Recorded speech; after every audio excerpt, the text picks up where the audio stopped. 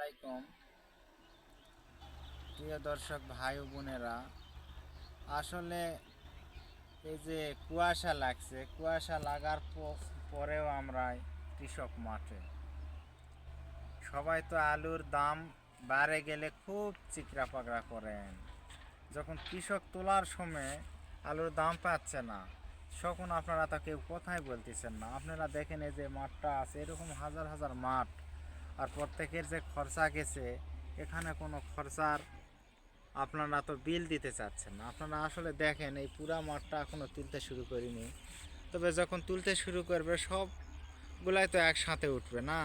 উঠলে কি অন্য কোনো দেশ নিবে না? শুধু কৃষকের মাল লাই না, কিন্তু কৃষকক মারতে যা করা লাগে এই দেশবাসী, এই সরকারেরা যে আছে সবাই জানে।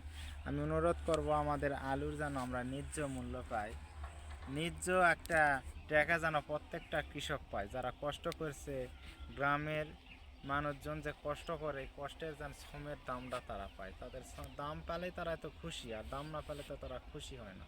তারা যদি বারবার মার খায়, তাহলে আপনারা খাবেন কি? আপনাদেরও তো খেতে হবে। শুধু কি কৃষক একাই খায়? কৃষক তো সবাক খিলায়। তো সবাক যদি খিলায়, তাই যদি দাম না পায়, তাহলে তাই আগামী বছরটা আবার কীভাবে উবে? আগামী বছর যে উৎপাদন করবে কেমনে? খরচা যদি না থাকে, সে তো উৎপাদন করতে পারবে না। আর উৎপাদন করতে গেলে তো কিছু দাম থাকতে হবে। তোলার মুখে না হলেও তো 900 অথবা 1000 টাকা মন থাকলেও কৃষকের যথেষ্ট মূল্য আসবে। যে কিছু 1000 টাকা মন হলেও অনেক পাওয়া যাবে।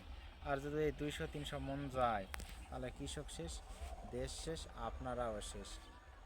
সবাই ভালো থাকবেন।